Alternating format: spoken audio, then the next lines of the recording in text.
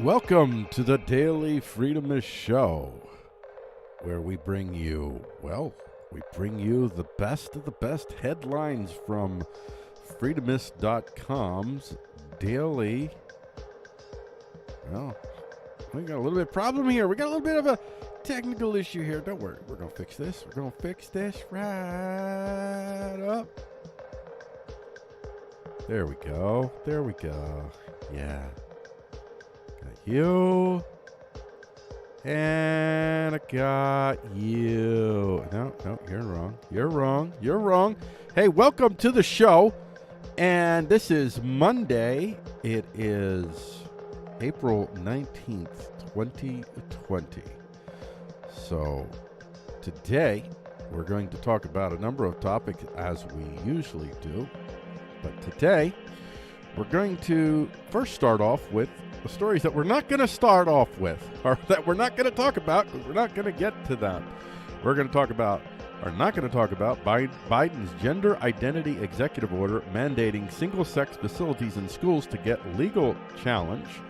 We're not going to talk about Biden to convert public Afghan war to private Afghan war funded by United States tax dollars.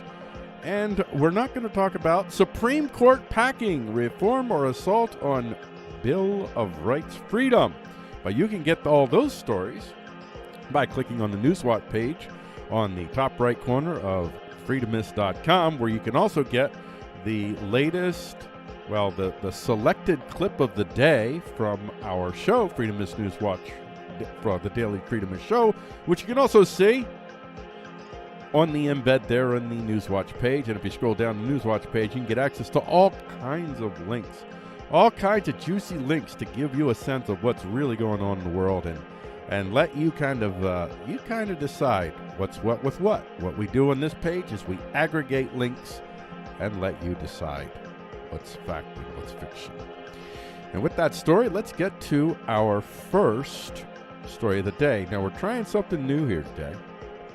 And what we're doing is we are going to be trying to, we're going to be trying to focus on the stories that get the most amount of views on our page. So generally we have the 6 topic reports, and we have our freedom headlines report, we have our Christian headlines report, we have our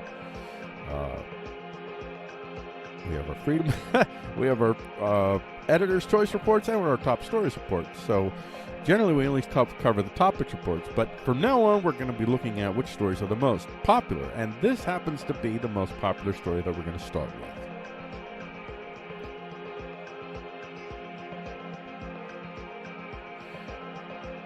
America's youth abandoning church, with nearly 30% having never attended them. And this is from a Christian Headlines report, so since this is the most popular story, we're going to cover this as well as the other Christian headlines in this report. So the story that we're going to be focusing on is from ChristianToday.com. Significant minority of young people never attend a religious service. A new poll suggests that nearly 30% of high school and college students never attended religious services even before the coronavirus pandemic caused many churches to cease in-person services. Young America's Foundation, a conservative youth advocacy organization, released a poll Wednesday asking young Americans for their views on various issues. So let's just dive a little bit deeper, because I think this story, no thank you for that, dive in a little bit deeper into what's going on here. So they released the poll on Wednesday, and the poll, released in partnership with Town Hall, was conducted by Echelon Insights. A total of 801 high school students and 819 post-secondary students between the ages of 13 and 24 were surveyed online from March 30 to April 7th. The survey asked respondents, you know what? Hold on for a moment here. Let's just get, well, we got a little, okay. The survey asked respondents before the COVID-19 pandemic, how often did you typically attend a religious service? Overall, 27 of respondents said they never attended a religious service.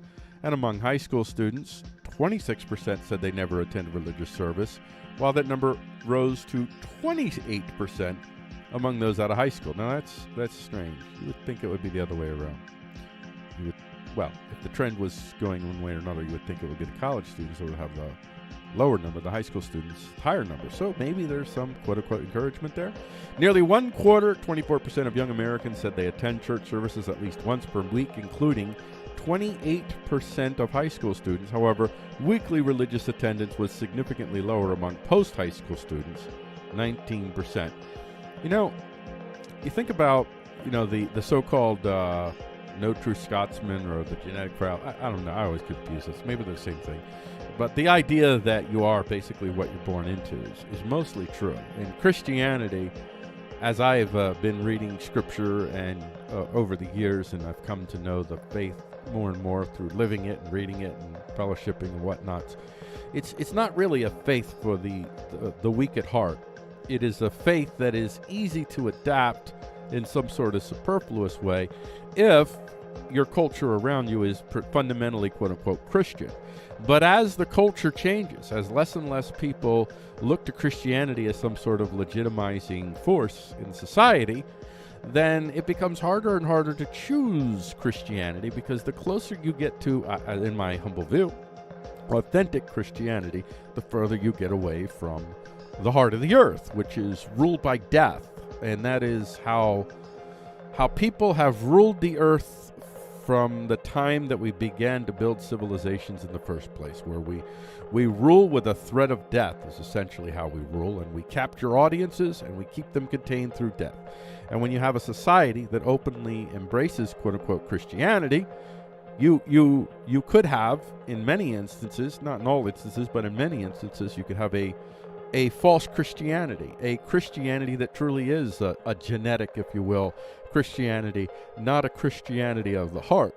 And during times like these, as societies turn away from Christ in America and Europe and other places, meanwhile in other places they're turning towards Christ, you will find that you will have a great quote-unquote falling away. I'm doing quote-unquotes a lot in this report, but so be it. So I am not surprised at all that as a culture falls away from using Christianity as some sort of legitimizing force, often in a way that's not even intended for Christianity, that those that do not believe, that those have not counted the cost, will find that they can't walk into the faith because the cost is too high. The cost is not social advancement and social approval, it's social ostracism. So we lose people, and that's to be expected. Some of the other headlines for the Christian Headlines report here: how the WMAP satellite confirmed nucleosynthesis. Wow, I can't say that word. Nucleosynthesis predictions and falsified atheism from wintrynight.com. In a post-Christian culture, there's no good way around being the baddies. That's from ChristianityToday.com. How do you imagine an ideal Christian society? An interesting post from Reddit.com. Chemical abortions by mail is cruelty to women and girls, news.yahoo.com. The very false dichotomy between evangelism and discipleship from Christianity Today. And a little bit from the left here, Pat Robertson. Yes, Pat Robertson comes down on the side of police reform. I saw that video, and I'm glad that he made it. And finally, Christian YouTubes, Christianity from Reddit.com, another interesting post from Reddit. And there you go. I guess that's essentially what has ended up being our top story, because this story is over 400 views already, and it's only been out for about 30 minutes or so. So, as of the timing of this recording. On to the next hot story coming through. So this is our next story. Let's get ready for that. While U.S. ships move out, UK ships head to Black Sea over Ukraine-Russia tensions. And this is a topic report. UK warships to sail for Black Sea in May as Ukraine-Russia tensions rise. That's the top link that I chose for this report. This is ndtv.com. And the topic that I chose is Ukraine, Russia, Britain, U.S. latest. Russian ambassador warns, let's stick with this story here. The excerpt from NDTV. British warships will sail for the Black Sea in May amid rising tensions between Ukraine and Russia, the Sunday Times newspaper reported, citing senior naval sources. The deployment is aimed at showing solidarity with Ukraine and Britain's NATO allies, the newspaper reported. One Type 54 destroyer, well, let's see if they show a picture of their lovely destroyer. There you go. Well, that's a Royal Navy carrier. Let's see, where are we at? One Type 54 destroyer armed with anti-aircraft missiles and an anti-submarine Type 23 frigate will leave the Royal Navy Carrier Task Group in the Mediterranean and head through the Bosphorus into the Black Sea, according to the report. Now, these are token ships. You're not going to be able to deal with the Russians if there was a conflict. And remember, there's not going to be a conflict between the British and the Russians because they both have nuclear weapons. It's just not going to happen. I'm just telling you. There's not going to be a war between Russia and the U.S. There's going to be a proxy war, not a war. But the ships are used to try to aid in electronic communications and electronic warfare and whatnot. So they are vital military assets in that sense.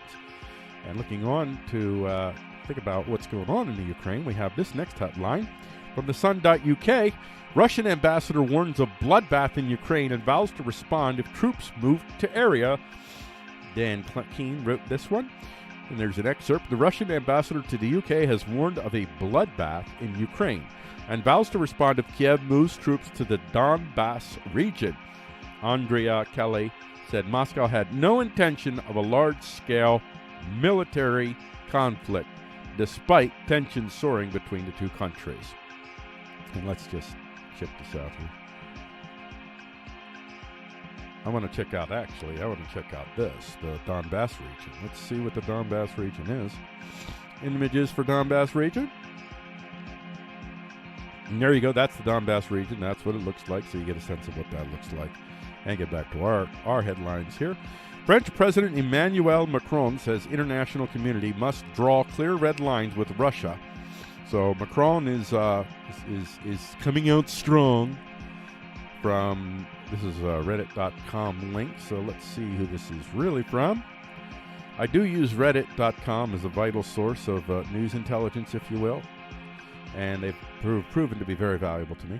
French President Emmanuel Macron says international community must draw clear red lines with Russia. This is from CBS News. The international community must, well, I'm not going to read that again. I read it twice. In an interview with the Face the Nation moderator Margaret Brennan, Macron said he fully, quote-unquote, fully, shares Mr. Biden's desire to open dialogue with Russia. However, he said it was important to be clear with Putin when we are not aligned. This is the only way to be credible. I think that sanctions are not sufficient in themselves, but sanctions are part of the package. I do prefer constructive dialogue, but to have a constructive and efficient dialogue, you need credibility. Nobody has credibility. You're a nation state. There's no credibility. Nation states murder human beings on a regular basis if they can get away with it. They have to. They rule by death. They rule to the heart of the earth. So what Macron is really saying is, listen, Russia, we want you to believe that we have the power to mess up your plans, and so you will basically allow us to continue to influence the Ukraine, Donbass region. Let's go to Donbass region again here. Ukraine. Just remember, there's the Donbass region right here. This is where I guess they don't want the troops in, or the Ukrainians to mess with things. You notice Donbass where it's at? It's right next to Russia. If you're going to put troops into Russia, if you're going to be aggressive and you're right up to the Russian border now. And remember, see where the Crimea is? You see this Azov Sea? You see the entrance into the Black Sea, rich with all kinds of stuff? You see, that's what they're trying to prevent. They don't want the West to be able to cut them off. It is a geopolitical necessity for Russia to not allow Ukraine to fall into the hands of Western influence. That's all this is. Nothing more, nothing less. There's no right and wrong. That is the reality of this nation state. They can't allow it. And a couple other headlines here. Ukraine may have to rely on coalition of the willing, or is NATO unlikely to intervene? That's from Where is this from? You give me one of them Google News things. This is from express.uk. And then Russia is not the aggressor in Ukraine. Ambassador to UK says. That's from SputnikNews.com. Russia deploys a 50 airborne early warning aircraft on A-50. That's an A-50. That's the name of their aircraft. Airborne warning aircraft on western border. That's from Defense Blog. And finally, Russia's state TV claims takeover of Ukraine border is inevitable as UK plans to send warships to Black Sea by next month. There you go.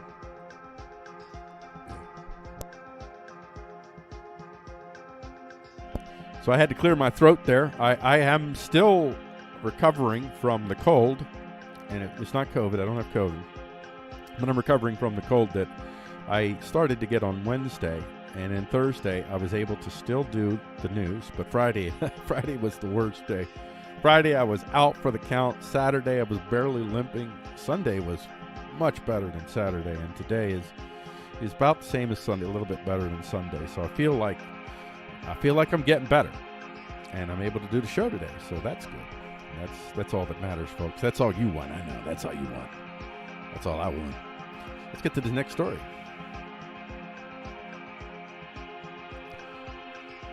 3D printing gun factory shut down by Spanish police. This is a topic report. And the topic I've chosen is Spanish police shut down 3D printing gun factory. Take very close attention. Pay very close attention to a story like this because this could be coming soon to a tyrannical state near you. And you never know if you actually live in a state which right now is not tyrannical but might one day be. And today's freedom fighters are tomorrow's terrorists, and tomorrow's terrorists are today's freedom fighters, blah, blah, blah. So pay attention to all of that. Pay attention to just how difficult it is to try to monitor. When people decide they've had enough and they start deciding to print guns, you can make it illegal, but you can't stop it any more than you can murder. You can try to punish people who do it, but good luck. Good luck. And the more tyrannical your state is, the more likely these things will happen. I love stories like this. I don't know whether the people printing these guns are quote-unquote good guys or bad guys, whether they're operating under coercive or non-coercive assumption. I have no idea. But this is a story that bears reporting because it shows, again, what I've been saying through the show all along, you keep paying attention, is that the technology is in favor of the small scale, of the defensive over the large scale and the offensive. And that will become increasingly obvious as the state seeks to try to prevent individuals and free associations from making those discoveries for themselves. And they'll want to make those discoveries because the state and the corporate nations, corporate nationalists, they're increasingly turning to draconian police state measures to prevent human beings from being able to get off of the plantation, so to speak. We're all on a form of a plantation. It may not be the type of, thankfully, it's not the type of chattel plantation that human beings had to deal with throughout history, especially recent American history. Much more brutal situation that they had to deal with. But we're heading in that direction. And I'd rather avoid that state before we, as people say, why are you complaining? You're not going through what other people went through. It's like, well, why wait? Why wait until you get to that state before you start to quote unquote complain? So Spanish police find terrorist material, 3D printed guns in Tenerife weapons workshop raid. This is from SputnikNews.com. Notice that terrorist material. Let's see. The raid took place in September last year and was revealed on Sunday due to a judgment ordering the details to remain secret. Media reported Spanish authorities announced on Sunday they had raided a workshop on building 3D printed weapons. By the way, this is not one of the guns. This is just a stock photo. This looks like it's a 3D printed. What is this? Oh man, I know the type of gun this is, and my brain just says, no, I'm not letting you know what that is. Tokarov. It looks like a Tokarov or a Makarov. I always confuse this, but I think this is a Tokarov, which I'd love to have a Tokarov, by the way. If you could get me a Tokarov, I would very much appreciate it. Spanish police released pictures of 3D printed gun factory bust in Tenerife. So let's look at this from Euronews. Let's take a little bit of the pictures there. Agreeing close. All right. Yes. Okay. Track me. They're tracking me now. So There you go. Euronews has my data. So there you go. This is what they printed out, and this is just oh gosh, I didn't want to do that. Let's just take. I didn't realize when I clicked on that it would. Oh, I see. There is a video link there. I didn't see the little video thing there. Well, we don't want to see the video thing, but you can see there just a little bit of sample the great terrorist weapons that they've printed out. And you ever hear of a zip gun? Where you could just one-shot zip guns, slam shotguns, all kinds of types of one-shot guns that you can use to get a Liberty gun designed in World War II. Let me just do that here. See what a Liberty gun. Maybe I got that Liberator gun. Liberator gun. Maybe that's Liberator gun. Let me see if that's it. Okay, so these little Liberator guns, you can. These things aren't intended to last, and they were designed in World War II, so you can get to the bigger gun. So you use the one-shot gun to kill somebody with a bigger gun. You're not going to be able to contain this, folks. You think you can control guns? You cannot. Cody Wilson was right. That is over. You're living a fantasy. And the only way that you can control guns is if people authentically love what you're doing. And the more that you try to impose your moral constructs on others, the less likely you're going to find that. The ability for the large-scale institutions to control small-scale institutions, small-scale free associations, I'll say, is over. And you're about ready to find out if I'm right about my suspicions. Some of the other headlines here: Spanish police raid illegal 3D printed weapons workshops capable of producing a gun barrel in minutes. Spanish police raid, quote, far right, unquote, 3D printed gun workshop. So here's a headline that's aimed at pacifying the quote unquote left by making it a far right problem. Oh, well, we have to end it because otherwise the far right will kill us. Meanwhile, the far left is doing it too. Everybody's doing it that is fed up. Spanish cops find 3D printed weapons cache from the Courier. Spanish police raid factory making 3D printed weapons from channelnewsasia.com. And Spanish police raid factory making 3D printed weapons from breakingnews.ie. And there's your report.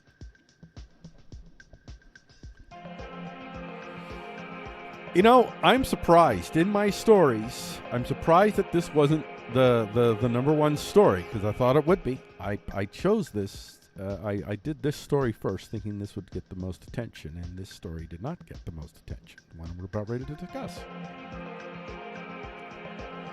Did Maxine Waters trigger violence against National Guard after telling protesters to, quote, get more active, unquote?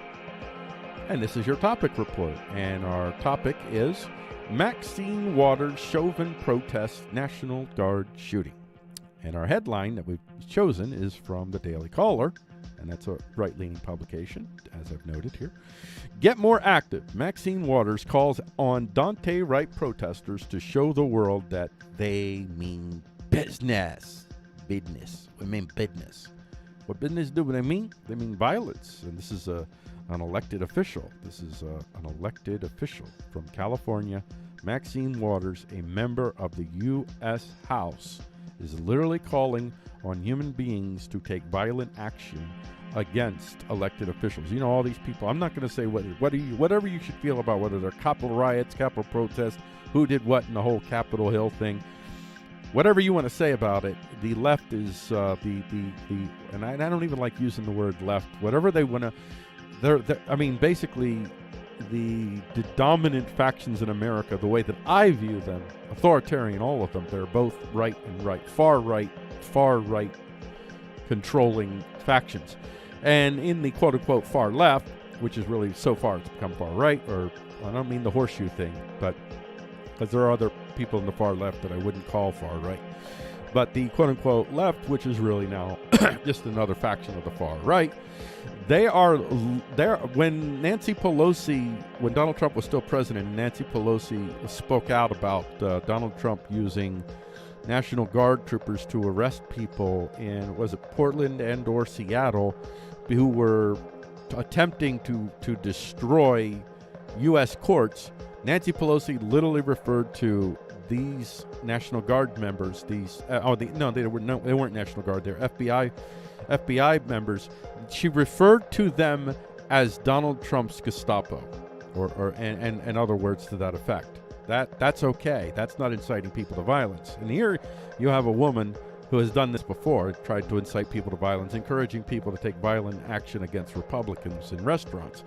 Maxine Waters tells BLM protesters to be more confrontational. Then someone shoots in Minnesota National Guard. That's from Red State from the right. Let's just look at this one a little bit more. So, okay, I don't support conservative or progressive journalism. I support Freedomist journalism, and so should you. Get away from all of the factions and come on over to the Freedomist. As we previously reported, Representative Maxine Waters went to Brooklyn Center, Minnesota, just outside Minneapolis yesterday, and joined a protest over the shooting of Daunte Wright. She said that she planned on staying in the area until Monday and the closing arguments of the Derek Chauvin trial.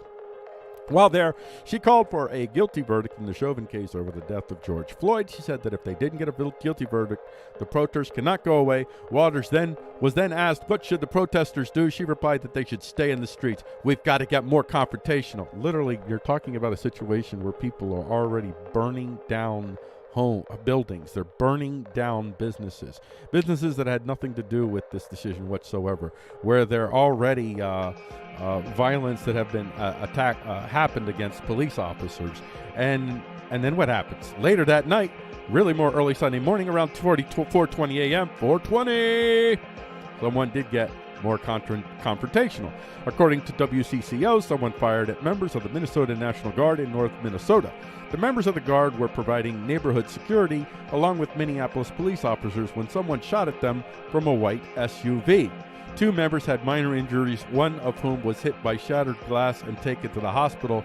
It wasn't clear what the other injury was, but fortunately it was said to be superficial, according to Strice. Now, I don't know really if those are connected. Well, they say it, yeah.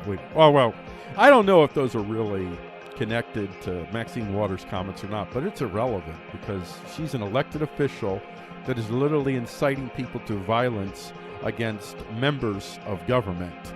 And that is untenable in a rule of law land.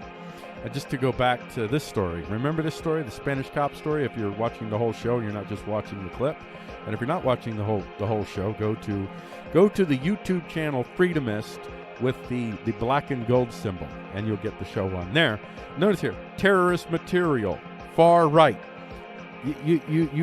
These labels are used to demonize human beings, and the power to demonize individuals comes through those who control the means of cultural production that is protected by lethal production, as in the United States government or any government for that matter. If you control the means of cultural production and the state is willing to protect you, even when you violently assault the very people that you allege to serve by inciting violence constantly, well, then whoever you say is a terrorist is a terrorist. Whoever you say is an extremist is an extremist. And then whatever you say, violence is legitimate, violence is legitimate. When you say violence isn't legitimate, then violence isn't legitimate.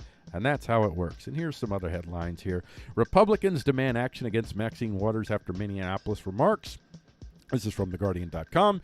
Kevin McCarthy, who's a senior Republican leader, presses Pelosi to take action against Maxine Waters for inciting violence. Well, she can't do that because, remember, she once referred to these people as Donald Trump's Gestapo, so there's that. Ted Cruz calls out Maxine Waters for encouraging riots and violence after Minnesota protests. This is from Louder with Crowder, and I always want to say when I use Louder with Crowder, one of the worst of the right. This is as bad as Politics USA on the left. Marjorie Taylor Greene proposes expelling Maxine Waters from Congress, and I think that's legal insurrection. And Maxine Waters calls for more aggressive confrontation in the streets if Chauvin not found guilty of murder. And I just want to make sure I got that right. No, I didn't. It was Breitbart. I'm glad I checked. I like giving the right question. So there you go. That's the Maxine Waters report. Well, one thing about this. Now, I did not have a dry cough at all during my cold, but it seems like I don't have a dry cough, but I have a dry throat as kind of a residual effect. So you're going to have to pause for a second here and let me take a sip of ginger tea. And that is going to help me get through the rest of this. I only got 2 more stories left, folks. Just 2 more stories.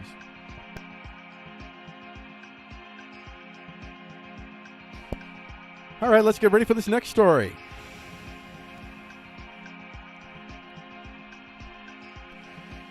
Gun laws failed to stop Indianapolis FedEx shooter. This is a topic report, and the topic is FedEx Indianapolis shooting.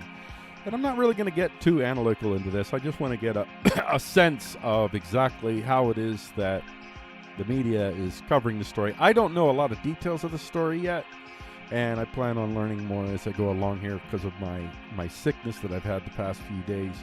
I have kind of been out of the news loop, and I'm just getting back into it this morning, really.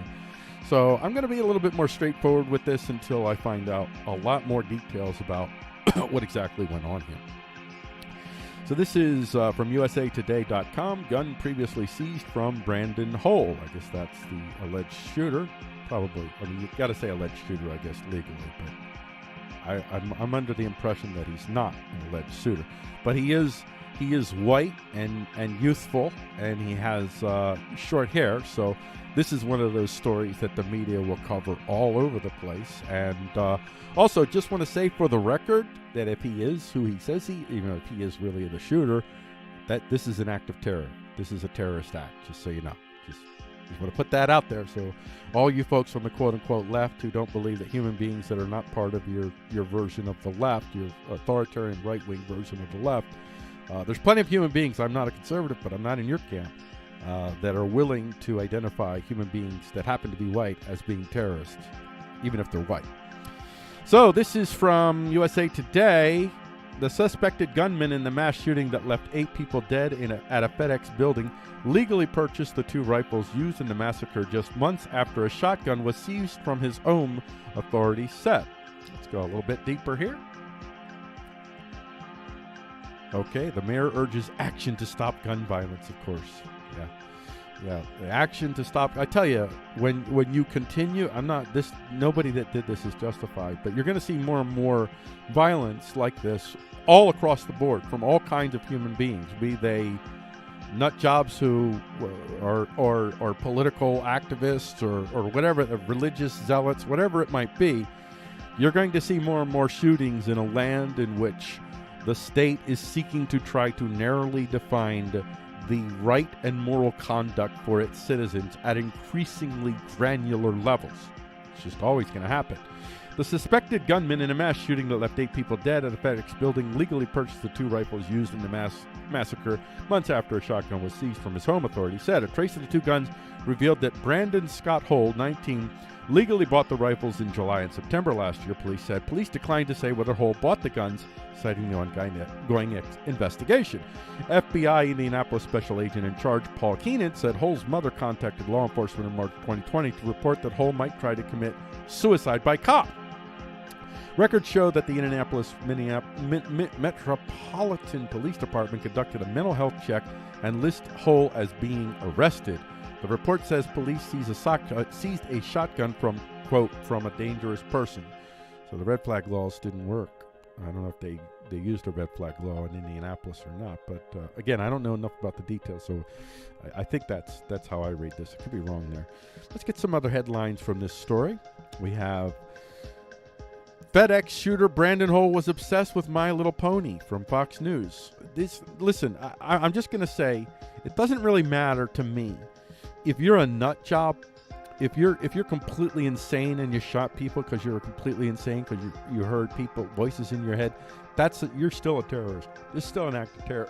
And again, I don't know the details, so I don't know fact from fiction here. Remember, these are news outlets. So these are corporate nationalist-owned, including Fox news outlets. So, like Fox News would have a vested interest to serve its particular group to paint Brandon Hull as just an insane person and not some sort of terrorist, like in the more linear, direct sense of the term.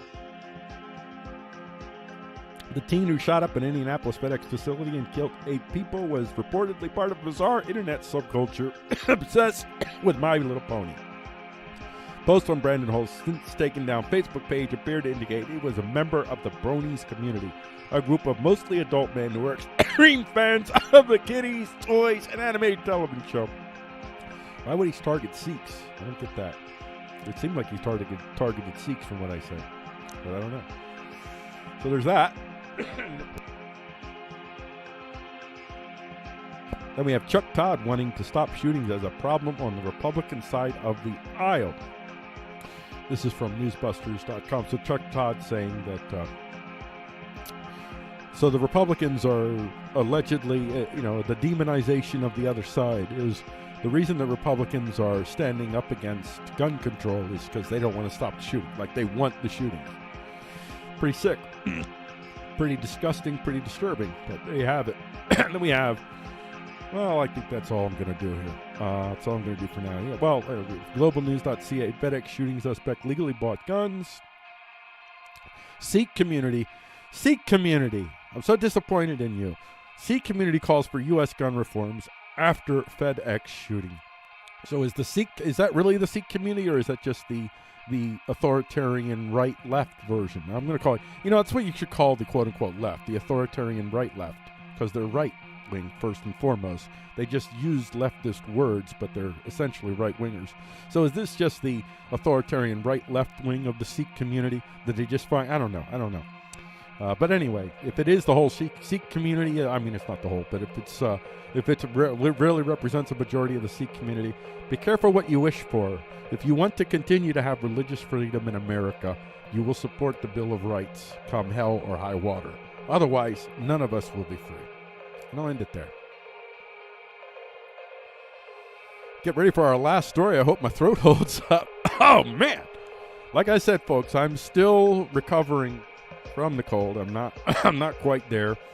I have moments where suddenly I'll feel like, well, I'm doing great, and then, whoa, what's this? A little woozy, but still, compared to what I was, I'm much better. But I do have ginger tea. My wife makes ginger tea for me, and it's awesome, and I love it. Let's see if we can get this last story. U.S.-China climate change agreement painted in language of, quote, seriousness and urgency. And this is our topic report. And the topic that I chose is U.S.-China climate change agreement. Seriousness and urgency. China, U.S. agree to cooperation on climate change crisis. That is from globalnews.ca. And here's an excerpt. The United States and China, the world's two biggest carbon polluters, agreed to cooperate to curb climate change with urgency just days before President Joe Biden hosts a virtual summit of world leaders to discuss the issue. The agreement was reached by U.S. Special Envoy for Climate, John Kerry, and his Chinese counterpart. From the Washington Post, the United States embarks on major climate reset under Biden administration. New cooperation with China. Remember, this is the corporate nationalist right-left, authoritarian right-left. Really like that. Call them the authoritarian right-left, because that's what they are. They're right-wing first and foremost, and they're left-wing kind of as a token to slide in their right-wing authoritarian ways. So here you have the corporate nationalist right-left, and Biden is part of this. The Biden administration is absolutely beholden to the corporate nationalist. Pretty much. And there's amongst psychopaths, remember, there's always a division of power, and everybody secretly looks in the mirror and sees themselves as one day being in total charge. So it's not complete homogenization. There's frictions and backfighting and deception and all that. But mostly within this frame, you have this so-called left, which is really the authoritarian right-left corporate nationalists, that are willing to get wholly in bed with China, and China is willing to get in bed on them with them on this point as well, because there's nothing like a crisis, real and or imagined. Now, I actually believe that climate change is a real thing, and I do believe that at least significant portions of it are caused by humanity. And as a Christian, I believe that we have a significant Christian duty to be good stewards of the land, because we are here on this planet to lift the material up towards heaven, to the place where we perceive as the world. And to do that, we must be good stewards of the land. We must not enter the land and just consider us and not consider the circumstances of the land. And because we are largely godless, even so-called Christian nations have used the name of Christianity but not practiced it. we haven't obeyed God's laws. We do not honor the land that God has given us. And so I am absolutely 100% easy to believe that humanity is a significant reason why we're experiencing a lot of the changes that may be occurring. Now, whatever changes are actually occurring to the bad, you could bet that these people will hype them up and make them even worse. And I've had a story last week about how the BLM gets in the way of us having adult conversations about police reform, adult conversation about a real racism in America and how to confront majorityism, which is a phenomenon that has been seen throughout the entirety of human civilization, where any majorities of any kind will develop ways to assure that they hold on to their majorities for whatever reason. And these adult conversations that we can't have because we have these authoritarian, fascistic type folks that are using crisis, legitimate and or not legitimate, to hype it even more than it is, so they can create fear and hate, so that people who are afraid and hateful of the other side that they perceive as being the main culprit of their fear, that they will welcome the draconian police state measures. This is more about, it's not even about saving the planet at all. It's all about, and trust me, if you give these people all the power in the world and everything that they want, they will not solve climate change. As real or as not real as it is, they will not solve any problems of climate change. They will just exacerbate them. And the price that we will pay is we will have less freedoms, less abilities to live lives of our own choosing, and we'll find more and more of our actions framed within what I call cooperative action or coercive action. And cooperative action is basically, it's when you have no real choice. You have three businesses that you could choose to get employed from. All three businesses adopt the same type of draconian police state measure. So you really are choosing between three police states in essence. That's cooperation. And we live mostly in that world right now in America, for instance, where other nation states are more directly coercive. Cooperative it's what underlies the tactics of actual fascism, where you use the corporations and the markets to do the bidding of the state. Well, in this case, the state and the court.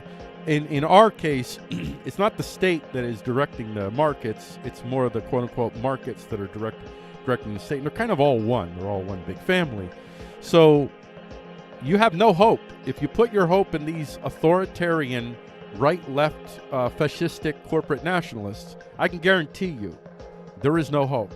If the planet is dying, you can be assured that they'll hasten its demise while they figure out a way to develop a golden parachute so they can build wealthy estates on Mars and watch the planet burn from a distance. And I don't even know how much I got to this, but let me just get to the headlines real brief here. United States embarks major climate reset under Biden administration, new cooperation with China, WashingtonPost.com. Despite tensions, U.S. and China agree to work together on climate change, NewYorkTimes.com. CGTN, leading with action. Leading with action! China in the fight for carbon neutral future. And U.S. and China reach agreement ahead of climate summit. This is from breakingnews.cie. U.S. and China agree to cooperate on climate crisis with urgency. Euronews.com with urgency. Urgency. From India Times, we get U.S.-China agree to cooperate on climate crisis with urgency. And finally, CS Monitor.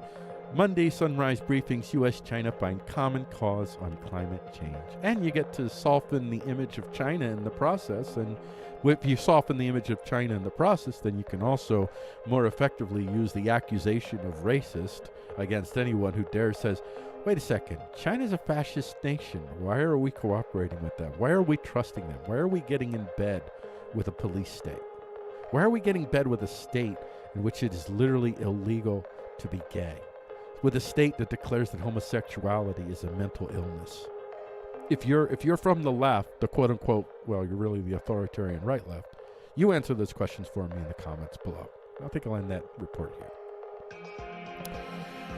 Well, there you go, folks. This has been the Daily Freedomist Show, and I am Paul Gordon Collier, and I report from Freedomist.com. So I strongly encourage you to go to Freedomist.com.